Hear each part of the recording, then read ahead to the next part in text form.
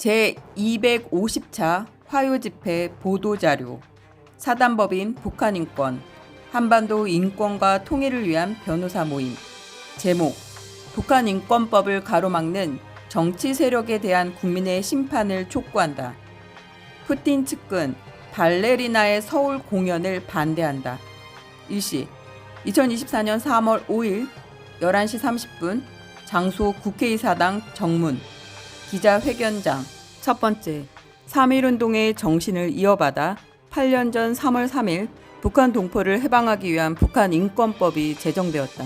11년간 표류하던 북한 인권법안은 2016년 3월 2일 제적 242명 중 찬성 212명, 기권 24명으로 한 사람의 반대도 없이 통과되고 다음날 바로 공포되었다. 하지만 핵심 기구인 북한인권재단이 이사를 추천해야 할 더불어민주당의 비협조로 출범조차 못하여 법은 8년째 사문화된 상태이다.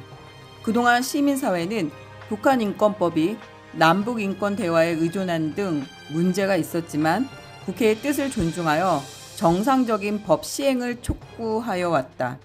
그동안 북한인권은 악화일로에 있다. 특히 최근 북한은 남한과의 통일 및 동족 관계를 부정하고 대남교류 기구까지 전면 폐지함으로써 북한인권법의 전면 개정이 불가피하게 되었다. 그럼에도 민주당은 재단 이사와 추천커녕 2019년 탈북어민 강제 북송, 2020년 서해 공무원 월북 조작과 대북 전단금지법 강행, 올해는 4월 총선에 종북 숙주가 되어 경기 동부연합의 국회 입성 등을 돕는 등 북한인권 악화를 가중시키고 있다. 북한인권은 인류 보편의 가치이자 헌법적 가치이다. 북한인권법은 반인도 범죄로부터 북한 주민을 구출하기 위한 최소한의 노력이다.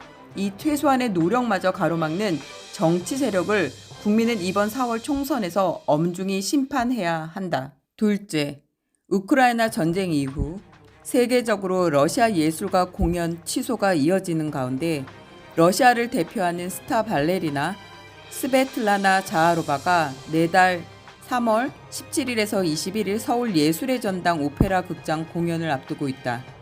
우크라이나 태생의 볼쇼이 발레단 수석인 자하로바는 러시아 발레를 상징하는 무용수이지만 크림반도 합병에 찬성했고 푸틴 문학의 최측근으로 집권당 연방의원까지 지냈다. 지난해 러시아 예술가들의 전쟁 중단을 요구하는 성명에도 불참했다. 이 성명에 참여한 예술가들은 대부분 러시아 내에서 일자리를 잃었다. 러시아의 우크라이나 침략 전쟁이 장기간 지속되어 희생자들이 고통받고 있고 전쟁을 주도한 푸틴에게 전쟁 범죄로 ICC 체포영장까지 발부되어 있으며 특히 그가 민주의사 나발리의 지난 2월 16일 의문사 배우로 지목되고 있는 상황에서 푸틴과 연계된 예술가의 내한 공연은 적절치 않다.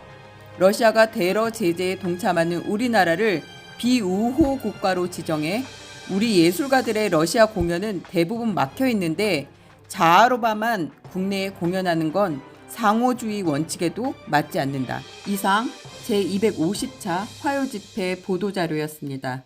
저는 사단법인 북한인권과 한반도 인권과 통일을 위한 변호사 모임 한변의 김송죽이었습니다. 감사합니다.